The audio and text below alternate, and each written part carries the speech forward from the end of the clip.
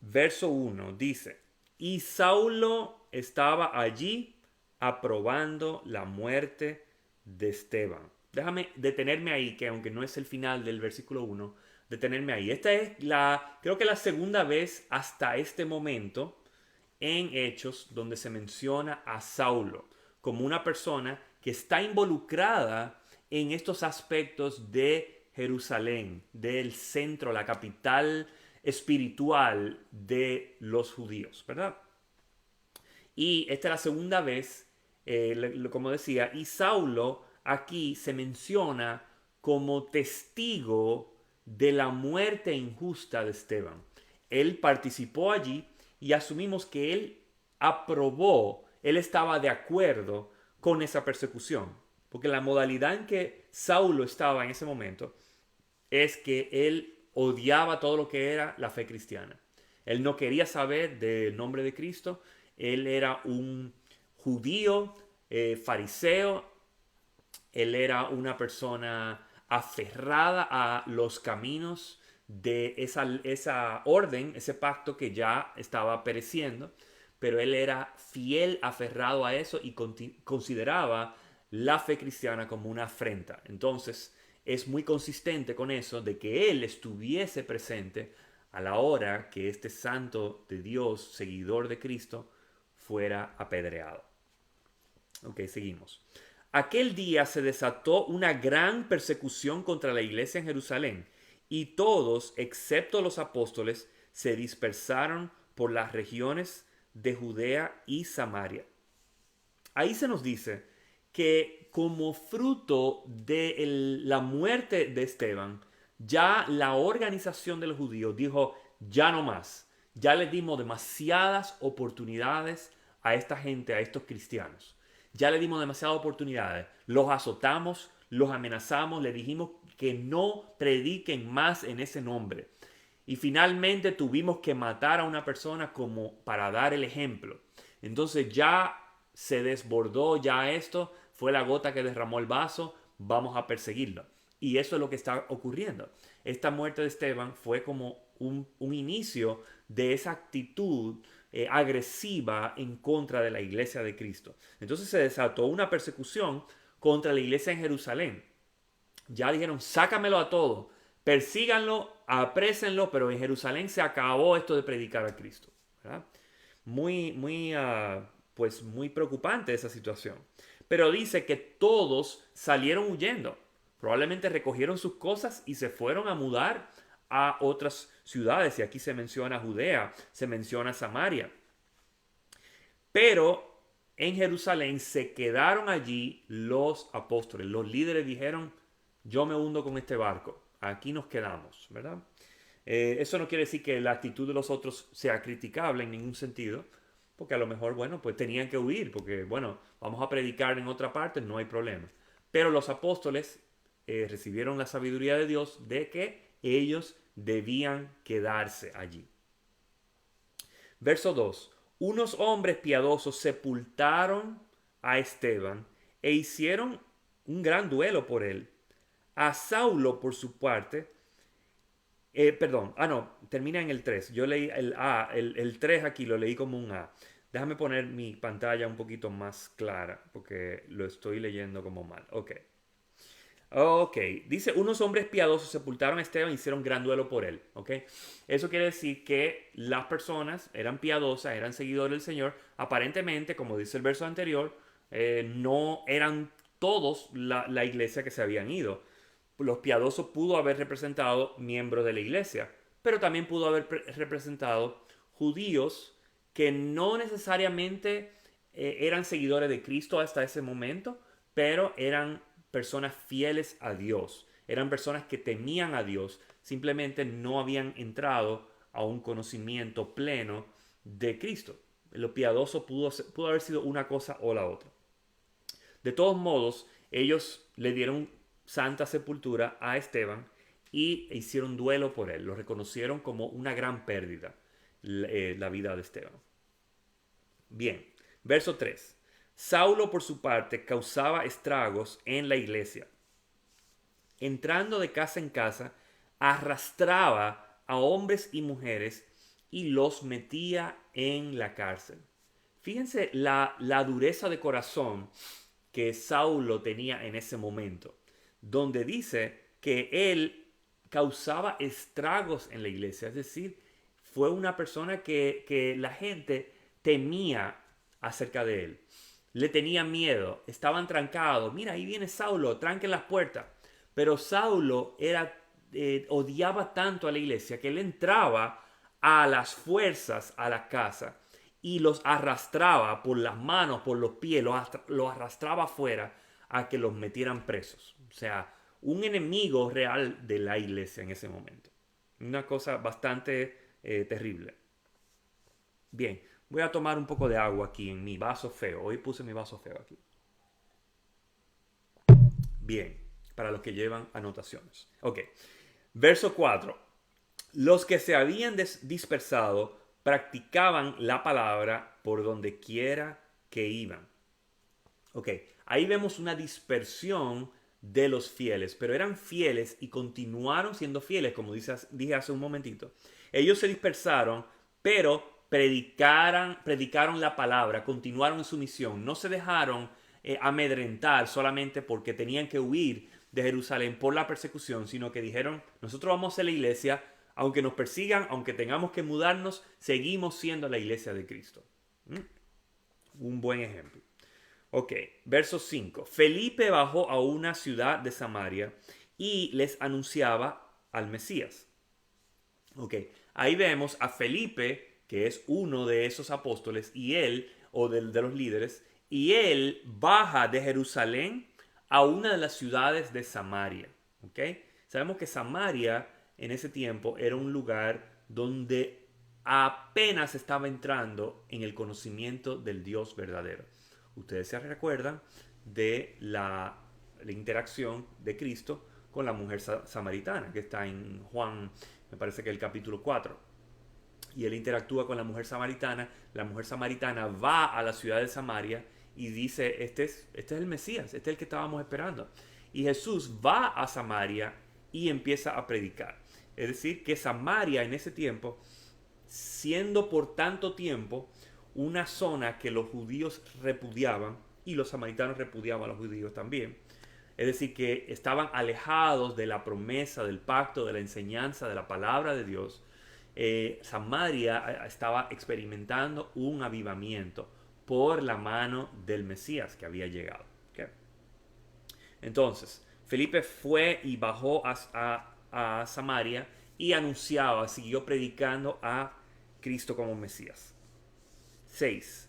Al oír a Felipe y ver las señales milagrosas que realizaba, mucha gente se reunía y todos prestaban atención a su mensaje. ¿Ok? Felipe iba, la gente escuchaba, recibía noticias. Mira, ahí está Felipe, el gran hombre de Dios, y estás realizando señales milagrosas. Entonces la gente se reunía, atraía a personas, era efectivo para eso y para prestar atención a su mensaje. Eso es muy importante entenderlo, que no todo era señales milagrosas, sino que también era predicación, era enseñanza, era recibir conocimiento de Dios, porque eso realmente es lo que nutre el alma, el corazón, nuestro espíritu. Así que ellos prestaban atención a su mensaje. Verso 7. De muchos endemoniados los espíritus malignos salían dando alaridos y un gran número de paralíticos y cojos quedaban sanos.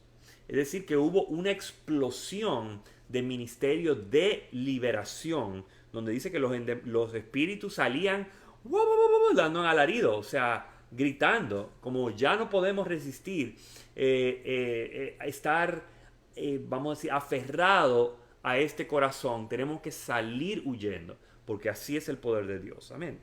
Y entonces dice que también paralíticos y cojos quedaban sanos, es decir, que hubo una explosión de ministerio de liberación y de sanidad por medio de este hermano Felipe. Verso 8, y aquella ciudad se llenó de alegría. Fue una ciudad completa que estaba experimentando un júbilo, un gozo, toda la ciudad, porque algo de Dios estaba ocurriendo en ese lugar. ¿Mm? Algo de Dios estaba ocurriendo en ese lugar por medio del mensaje, por medio de la liberación, de la sanidad, de los milagros, de todo lo que Dios dispuso a hacer en ese lugar. La ciudad se alegró enormemente. Yo no sé si tú te has estado en una fiesta de carnaval, una fiesta patronales o algo así donde tú dices, wow, esta ciudad está llena de gozo y de alegría. Pues algo así yo me imagino que sucedió en esta ciudad de Samaria, donde la ciudad entera estaba en fiesta, en gozo, en celebración, porque veían que Dios estaba cambiando, Dios estaba trayendo bendición y favor en ese lugar. Ok, verso 9. Ya desde antes había en esa ciudad un hombre llamado Simón que, jactándose de ser un gran personaje, practicaba la hechicería y asombraba a la gente de Samaria. Entonces, dice, desde antes, que quiere decir desde antes de que Felipe llegara a la ciudad, había una persona que era bien conocido y practicaba hechicería. Era un brujo, lo que llamamos un brujo. Pero él dice aquí que él se llamaba Simón y que él se jactaba de ser un gran personaje. Era todo un tipo influyente, todo un líder, un influenciador en el lugar, o por lo menos él se creía eso en su propia cabeza. Él se jactaba de ser un gran personaje y él participaba en hechicería y hacía cosas que la gente se asombraba. Wow, mira, ahí vive un brujo que hace cosas maravillosas. Y eso no sucede como en muchos de nuestros pueblos, donde allí todo el mundo sabe que ahí hay un brujo. Todo el mundo sabe dónde vive el brujo o la bruja y ella hace cosas y la gente le tiene como un respeto o como un cuidado, un asombro de que esa bruja, cuidado con esa bruja porque esa bruja está haciendo cosas. O mira, yo tengo un problema, déjame ir con la bruja porque me asombra que ella tiene poder o que él tiene poder o lo que sea. ¿Verdad? Se parece mucho a lo que vemos en nuestros pueblos. Bien, verso 10. Todos, desde el más pequeño hasta el más grande, le prestaban atención y exclamaban, este hombre es al que llaman el gran poder de Dios. Oye, hasta dónde era su ceguera espiritual y su asombro, o sea, del asombro del pueblo que estaba ignorante en ese momento, estaba en tinieblas. Pero como una persona que anda con los ojos cerrados en tinieblas, lo que hace es tropezarse. Y estas personas tropezaron con alguien que se jactaba de ser gran cosa, pero en realidad no tenía el poder de Dios. Y dice que ellos le prestaban atención. O sea, de su atención que era tan valiosa, ellos se lo daban a un impostor, a un mentiroso que decía que tenía poder. Y ellos no solamente hicieron esto, sino que exclamaban y decían, este hombre es el que llaman el gran poder de Dios. Este hombre es el poder de Dios. Qué cosa tan horrible decir eso, qué cosa tan blasfema e idólatra de llamar a un hombre que él es el poder de Dios. O sea, una cosa totalmente desarraigada de la verdad. Pero este era el engaño y la ceguera en que estas personas estaban viviendo. Verso 11. Los seguían porque por mucho tiempo los había tenido deslumbrados con sus artes mágicas. O sea, ellos los seguían, pero ellos los seguían porque ellos estaban deslumbrados, asombrados, lo tenían en total asombro. Wow, mira toda la magia, mira las artes, mira el poder que hace, mira las cosas que hace. Y eso tenía atrapado a las personas en su atención y en su seguimiento con relación a este brujo Simón. Okay. Verso 12. Pero cuando creyeron a Felipe que les anunciaba las buenas nuevas del reino de Dios y el nombre de Jesucristo, tanto hombres como mujeres se bautizaron.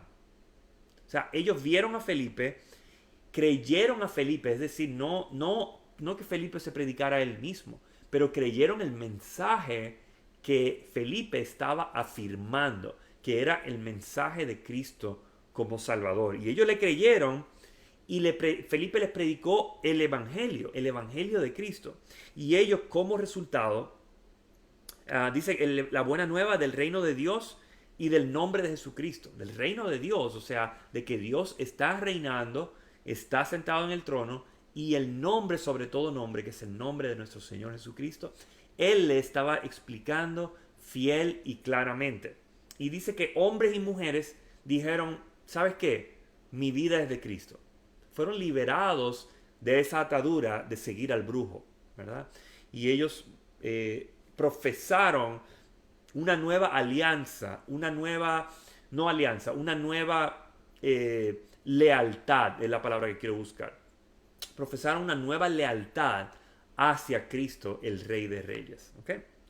Y por eso se bautizaron, porque esa es la señal que nosotros los cristianos hacemos de decir, ya yo no me pertenezco, yo le pertenezco a Cristo, ¿verdad? Y eso es lo que ellos hicieron. Entonces, verso 13. Simón mismo creyó y después de bautizarse seguía a Felipe por todas partes, asombrado de los grandes milagros y señales que veía. Ahí vemos que hasta el brujo Simón entró a la familia de Dios. Él dijo, wow, yo tengo que creer también. O sea, tan poderoso fue el Evangelio que lo hizo a él creer y seguir a Felipe. Dice que lo seguía por todas partes. Felipe iba allá y Simón estaba allí. Felipe iba para acá y Simón iba para allá. Era una cosa, o sea, él se desarraigó por un momento de eso de que la gente lo siguiera a él y él seguía a Felipe. Porque dice que estaba él mismo asombrado. O sea, fíjate la escena. La gente se asombraba de las artes mágicas de Simón el brujo. Pero Simón, ya no brujo, sino creyente, ahora Simón se está asombrando del verdadero poder de Dios, que no estaba en Simón el brujo, sino que estaba en Cristo y estaba siendo manifestado por medio del ministerio de Felipe. Ok, verso 14. Cuando los apóstoles que estaban en Jerusalén se enteraron de que los samaritanos habían aceptado la palabra de Dios, les enviaron a Pedro y a Juan. Los apóstoles que estaban todavía en Jerusalén, que habíamos visto que a pesar de la persecución, se quedaron en Jerusalén, pero ellos se enteraron de que Dios estaba realizando un gran avivamiento en Samaria. Entonces, no solo un avivamiento, no es solo milagros, sino que estaban entrando a la fe de Cristo. Entonces, Pedro y Juan vieron bien trasladarse. Vamos a hacer un viaje y vamos a apoyar esta causa. Vamos a hacer de esto un ministerio real. No es que era menos real en otro momento, sino que vamos a prestarle atención. Necesitan más manos sobre la obra porque entendemos que, bueno, los creyentes se estaban multiplicando como había pasado en Jerusalén. Entonces necesitaban a los pesos pesados de entre los apóstoles que eran Pedro y Juan, sin lugar a dudas. Verso 15. Estos al llegar oraron por ellos para que recibieran el Espíritu Santo. Ok, cuando llegaron Pedro y Juan, les oraron sobre ellos para que ellos recibieran el Espíritu Santo. Fíjate que ellos creyeron, recibieron milagros, todo bien. Dice que recibieron la palabra de Dios, aceptaron la palabra de Dios, pero no había venido sobre ellos el Espíritu Santo. Todavía no estaba la obra completa. Incluso habían sido bautizados. Okay. Verso 16. Porque el Espíritu aún no había descendido sobre ninguno de ellos. Solamente habían sido bautizados en el nombre del Señor Jesús. ¿Okay? El Espíritu Santo no había descendido sobre ellos como con la iglesia de Jerusalén, como con los apóstoles. No había venido sobre ellos, a pesar de que ellos sí fueron bautizados auténticamente. Fueron bautizados en el nombre, sobre todo nombre, el nombre del Señor Jesucristo. Pero no había venido el Espíritu Santo sobre ellos. Digamos que su experiencia de conversión no había estado completa, porque el Espíritu Santo aún no lo conocían, no lo tenían y no estaba completo, ¿verdad? Entonces, verso 17. Entonces Pedro y Juan les impusieron las manos y ellos recibieron el Espíritu Santo. Pedro y Juan oraron sobre ellos con imposición de mano y asimismo recibieron al Espíritu Santo desde ese día. Verso 18. Al ver Simón que mediante la imposición de las manos de los apóstoles se daba el Espíritu Santo, les ofreció dinero. Vamos a seguir leyendo el verso 19. Y les pidió, denme también a mí ese poder para que todos a quien yo le imponga las manos reciban al Espíritu Santo. Ok, ahí vemos que Simón el brujo, él veía, estaba siguiendo a Felipe. Ahora ve estos grandes apóstoles llenos del Espíritu Santo, Pedro y Juan, y están orando, imponiendo la mano y está viendo cómo las personas están recibiendo el Espíritu Santo. Pero Simón vuelve como a sus viejos caminos. Recuérdense que Simón, él se hacía pretensiones de que él era gran cosa, de que él era un gran influyente, y hacía artes mágicas y la gente lo seguía. Y Simón dijo, pero aquí está mi oportunidad. Yo puedo hacer lo mismo que hacía antes, pero hacerlo de una manera santificada. Yo necesito ese poder. Entonces déjame comprar ese poder. ¿Qué yo tengo que hacer? Comprarlo, hacer un curso, déjame comprar un privilegio, darle dinero para que ellos me den a mí el poder de yo hacer lo mismo. Imagínate tú. Simón estaba, pues creía en el Señor, pero no estaba todavía, no estaba entendiendo lo que está ocurriendo aquí. De que no se trata de influencia, se trata de la voluntad soberana de Dios, en quien Él quiere escoger para que haga su obra. Entonces, verso 20, que tu dinero perezca contigo, le contestó Pedro, porque intentaste comprar el don de Dios con dinero. Pedro le dice en su estilo pedrístico, ¿verdad? Le dice, mira, que se pudra tú y tu dinero. Eso no sirve de nada, porque tú intentaste comprar el don de Dios con dinero. El don de Dios no se compra con dinero. Pero fíjate cómo todavía Simón, el que ya no era brujo, pero era el que le llamaban Simón el brujo, todavía tenía mucha oscuridad, mucha ignorancia en su vida, ¿verdad? Y él fue y intentó esa afrenta a lo claro, a lo abierto, sin ninguna vergüenza, sin ningún reparo, porque no entendía cómo funcionan las cosas de Dios todavía. Entonces, 21. No tienes arte ni parte en este asunto. En la versión Reina Valera creo que dice parte ni suerte en este asunto. No tienes arte ni parte en este asunto porque no eres íntegro delante de Dios. Fíjate la acusación severa que el apóstol Pedro le indica a Simón. Él le dice, tú no tienes asunto. This is none of your business, dirían aquí en Estados Unidos. Esto no es tu asunto. Esto del ministerio del Espíritu Santo, tú no tienes nada que ver con esto. ¿Mm? Por tu actitud. Fíjate tu actitud de querer comprar esto. Obviamente se ve que esto no es para ti. Porque fuiste de la manera equivocada a tratar de ser uno de los líderes. ¿Verdad? De la manera incorrecta. Y Pedro también dice, tú no eres íntegro delante de Dios. ¿Qué significa la integridad? En pocas palabras, la integridad quiere decir ser consistente con tus valores, tu profesión. Es decir, si él profesa ser de Cristo, él profesa caminar con Cristo, él profesa creer en Cristo, él tiene que obrar y buscar los dones como Cristo y su iglesia lo están haciendo. Pero él está saliéndose del molde, saliéndose del patrón, ¿verdad? Tratando de cortar caminos, de tomar atajos para recibir los dones de Dios. Y eso no funciona así. Entonces él no está actuando de una forma consistente con su profesión de fe. ¿Okay? Entonces, verso 22. Por eso arrepiéntete de tu maldad y ruega al Señor. Tal vez te perdone haber tenido esa mala intención. Y Pedro lo vemos aquí desde el principio. De hecho, Pedro no pierde un momento para llamar al arrepentimiento. Tú tienes que arrepentir. Tú lo que tienes que hacer es arrepentirte. O sea, no vamos a hacer chiste de esto, de que tú intentaste comprar el don de Dios, el don del Espíritu Santo, comprarlo con dinero. Esto no es un relajo. Tú tienes que ir y arrepentirte. Y ojalá el Señor te pueda perdonar. Ruégale al Señor porque tú has tenido una muy mala intención. Tú quieres comprar la influencia cuando la influencia viene dada por Dios. Tú no puedes comprarla ni buscar atajos. Verso 23. Veo que vas camino a la amargura y a la esclavitud del pecado. Pero se lo dice claro, tú vas camino a un lugar muy peligroso.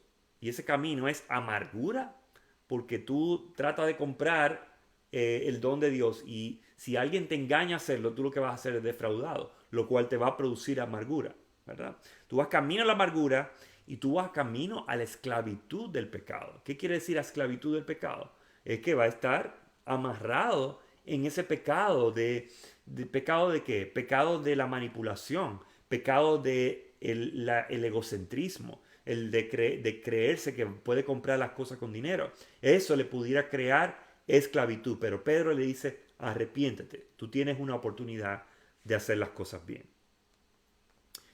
Verso 24, rueguen al Señor por mí, respondió Simón, para que no me suceda nada de lo que han dicho. O sea que Simón expresa un remordimiento, él expresa un deseo de que él no hubiese hecho lo que él hizo. Él reconoce en ese momento de que él necesita que rueguen por su alma, porque él no quiere que ese resultado que Pedro le dijo, amargura, que se pudra, ¿verdad? En ese pecado y que caiga como esclavo de pecado. Simón no quiere eso. Simón ya conoció algo mejor y él habla de su corazón. Por favor, rueguen al Señor por mí. Y yo lo pongo en otras palabras, basado en la palabra, que es que le conceda, que Dios le conceda el beneficio, el favor, la bendición de arrepentirse. ¿Mm? Y él le dice, rueguen al Señor por mí. Ok. Verso 25. Después de testificar y proclamar la palabra del Señor, Pedro y Juan se pusieron en camino de vuelta a Jerusalén y de paso predicaron el Evangelio en muchas poblaciones de los samaritanos. Ahí vemos que ellos predicaron, testificaron, proclamaron la palabra del Señor, pero Pedro y Juan dijo, aquí nuestro trabajo está hecho, vamos a regresar. Y en lo que fueron de Samaria a Jerusalén, se detuvieron en varias de las ciudades entre medio para continuar predicando el Evangelio. ¿Ok? Bueno, ahí voy a detenerme un momentico, primero tomar un poquito de agua y después vamos a ver los comentarios que ustedes han colocado para ver si hay algo que merezca reproducir, ¿verdad? Bueno, veo los saludos. Veo... Maritza dice, en Cristo somos más que vencedores. Kirsi, que parece que entró tardecito. Hola Kirsis, saludos. Laritza entró, saludos a Laritza. Dice Kirsi que está teniendo problemas con su internet, ojalá haya podido resolverlo. Damari entró, hola Damari. Cristian, saludos Cristian. Eneida también, saludos mi hermana Eneida. Dani, hola Dani, ¿cómo estás? Qué bueno. Olivia Alvarado, hola Olivia, me alegro que pudiste asistir. Bueno, Olivia dice que no se pudo conectar, pero a lo mejor lo resolvió, vamos a ver. David Galeas, hola David, qué bueno estás aquí con nosotros. Sandra Velázquez, hola mi querida hermana. Chava dice que es un azote ese hombre, esa pasión también la mostró después de su llamado, se refiriéndose a Saúl, que nosotros conocemos como el apóstol Pablo, correcto. Marisa dice, esa feroz persecución, en vez de eliminar la iglesia, la diseminó. Gloria a Dios. Y eso hemos visto como un patrón a lo largo de Hechos, que mientras más persiguen a la iglesia, más la sangre y la persecución, el sudor, todo eso, el dolor que reciben, es como semillas que van sembrando para que florezca y crezca más la iglesia. Muy interesante.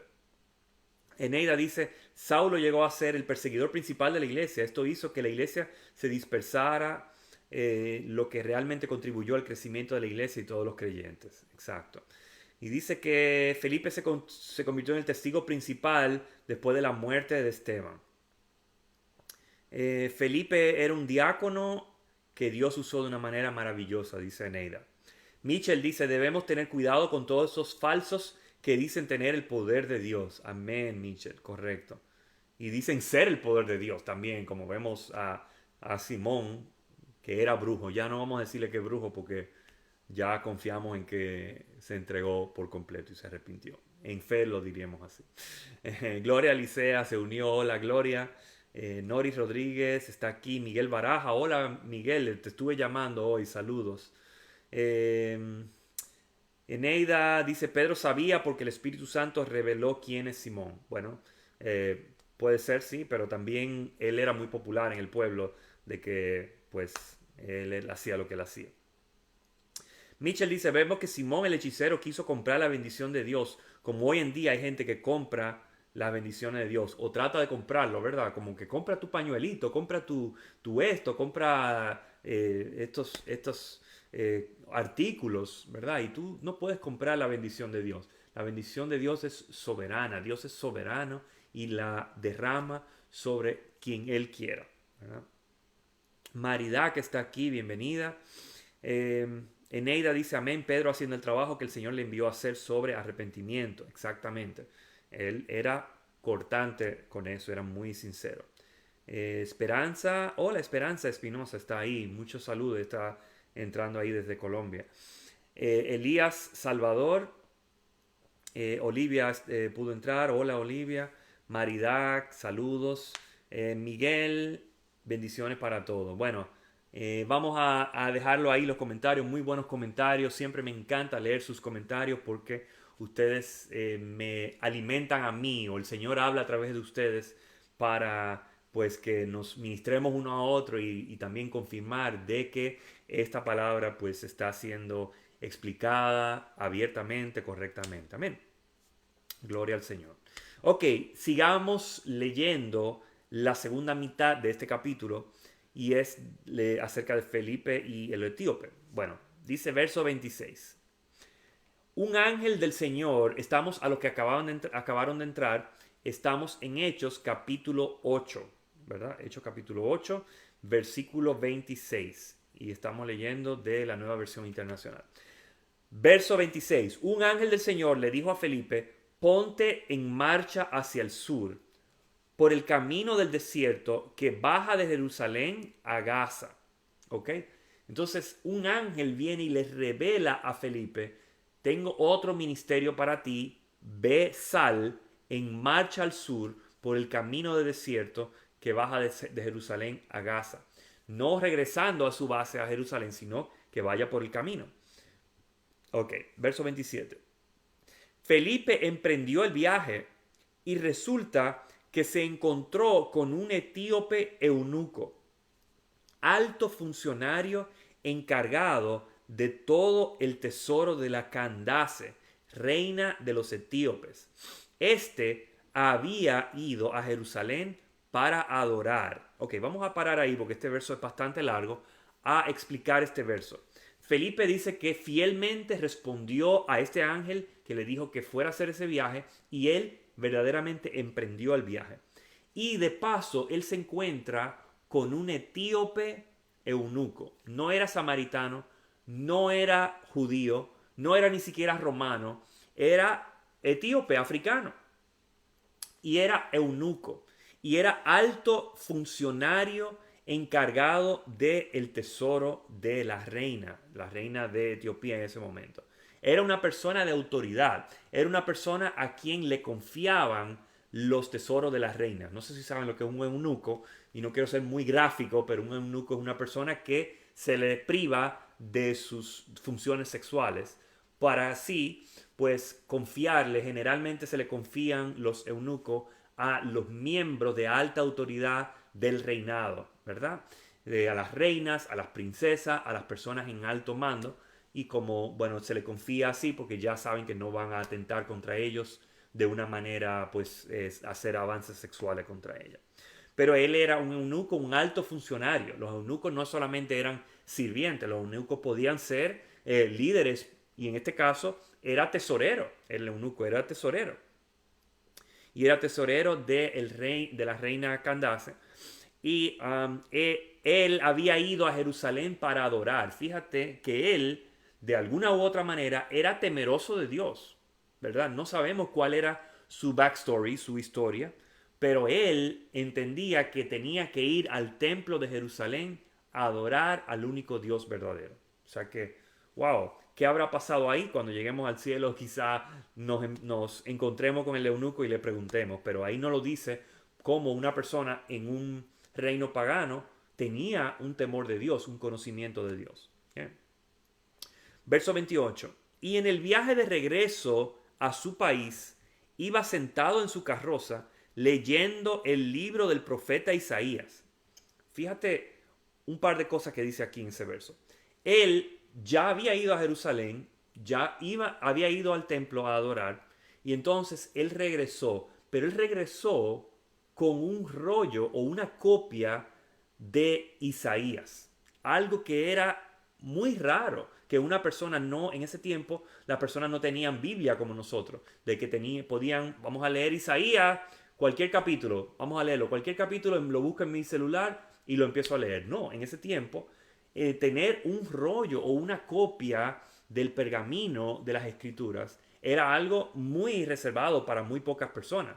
Y de hecho los judíos pues no lo tenían en sus casas, tenían que ir a la sinagoga a recibir la palabra del Señor o al templo.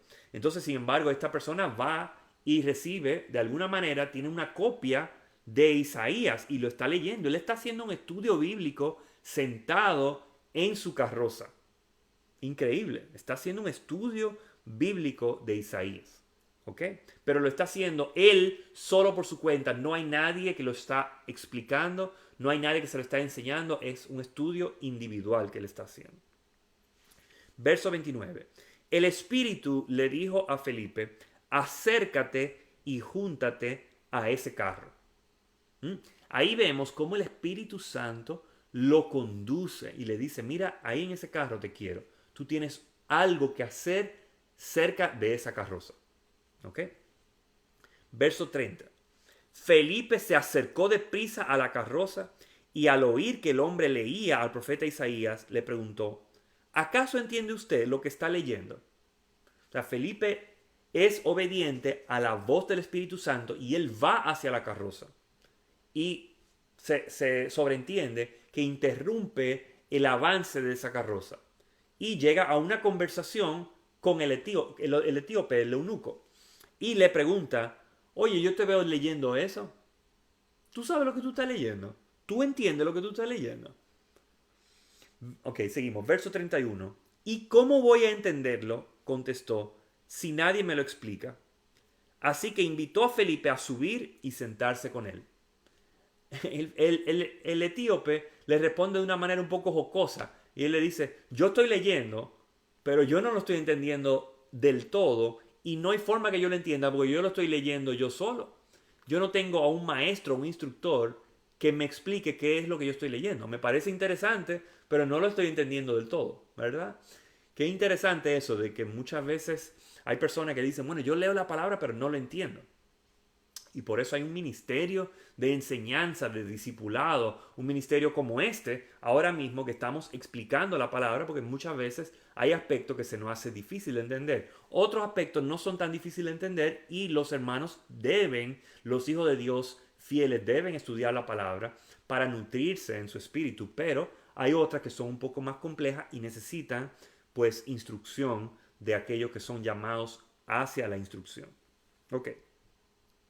Entonces él invita a Felipe, entra y explícamelo, sé mi maestro, ¿verdad? ¿Qué corazón tan humilde el de él. Siendo un alto funcionario, una persona muy cerca de la realeza, él está sinceramente buscando de Dios. Él está sinceramente buscando de Dios y reconoce que Felipe es una persona que solamente por la mera pregunta de tú entiendes lo que está diciendo, dice, bueno, si este me está preguntando es porque él sabe. Entonces ven, entra a la carroza y explícamelo. Ok. Verso 32. El pasaje de la escritura que estaba leyendo era el siguiente. Como oveja fue llevado al matadero y como cordero que enmudece ante su trasquilador, ni siquiera abrió su boca. Sigo con el 33. Lo humillaron y no le hicieron justicia. ¿Quién describirá su descendencia? Porque su vida fue arrancada de la tierra. Y él está leyendo Isaías 53, versos 7 y 8. Un pasaje mesiánico, un pasaje profético que habla acerca de la venida del Mesías. Y no solo la venida, sino de la muerte, de la persecución, de la redención que Dios hizo por nosotros por medio de la muerte de su Hijo. Y él está leyendo eso, pero lo está leyendo en el Antiguo Testamento, ¿verdad? Confirmando que, bueno, que el Antiguo Testamento habla de estas cosas, pero él no está conectando los puntos. Él dice, bueno, estoy leyendo esto, de que una oveja que fue llevada al matadero y un cordero que enmudece, que no abrió su boca, que lo humillaron. ¿De qué será que están hablando aquí? Él verdaderamente siente esa curiosidad. Entonces, verso 34. Dígame usted, por favor, ¿de quién habla aquí el profeta? ¿De sí mismo o de algún otro? Le preguntó el eunuco a Felipe. Como decía, él está verdaderamente curioso y le pregunta a Felipe, ¿Isaías está hablando de Isaías, de él mismo? O sea, de un profeta que recibió persecución, o está hablando de otra persona de su tiempo, una persona de antes. ¿De quién es que está hablando? De este cordero que fue perseguido, que ni siquiera abrió su boca, que fue humillado, que su vida fue arrancada de la tierra. ¿Quién es este personaje? Verso 35. Entonces Felipe, comenzando con ese mismo pasaje de la Escritura, le anunció las buenas nuevas acerca de Jesús. Felipe, con mucha sabiduría, él dice, vamos a empezar por lo que ya tú has leído. ¿Ves este pasaje? Vamos a conectarte todos los puntos y a caer, ¡pum!, en Jesucristo nuestro Señor. Amén. Entonces, Felipe, un sabio instructor de la palabra, una persona que no reserva, no tiene reservas en conectar los puntos de lo que ya él está leyendo a el Evangelio de Cristo, a las buenas nuevas. Verso 36. Mientras iban por el camino, llegaron a un lugar donde había agua, y dijo al eunuco, mire usted, aquí hay agua. ¿Qué impide que yo sea bautizado? ¿Verdad? Sabemos que le está hablando de las buenas nuevas, y las buenas nuevas incluyen el llamado a ser bautizado en el nombre del Padre, del Hijo y del Espíritu Santo. Y el eunuco, ellos están en el camino, y el eunuco llega a un lugar y dice, mira, ahí hay un agua. Será un pozo, un laguito, un riachuelo, lo que sea. Y él dice, ¿y qué si hay agua y hay un creyente? ¿Qué impide que yo sea bautizado ahora mismo? Tengo que volver a Jerusalén, tenemos que tener testigos. ¿Qué es lo que impide que yo sea bautizado? Lo cual expresa su deseo de ser bautizado. Ok. Déjame ver. Ok. Verso 38. Entonces mandó parar la carroza y ambos bajaron al agua y Felipe lo bautizó. Okay. Él, como es una persona de autoridad, dice, deténme la carroza aquí, que aquí tenemos que hacer algo importante. Ellos bajan al agua y Felipe ahora no es solamente su instructor en la palabra, sino que Felipe es su bautista. Es la persona que lo desciende a las aguas y lo confirma como una persona de fe, un cristiano de fe. Verso 39. Cuando subieron del agua, el Espíritu del Señor se llevó de repente a Felipe. El eunuco no volvió a verlo, pero siguió alegre su camino.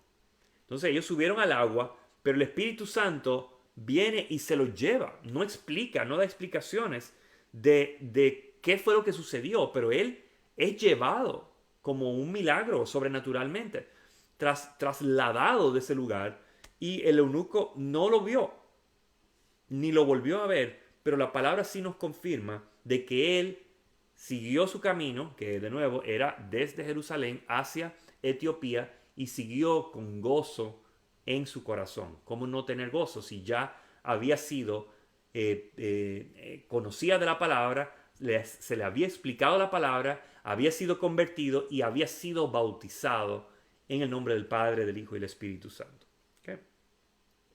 Entonces, verso 40. En cuanto a Felipe, apareció en Azoto y se fue predicando el evangelio en todos los pueblos hasta que llegó a Cesarea.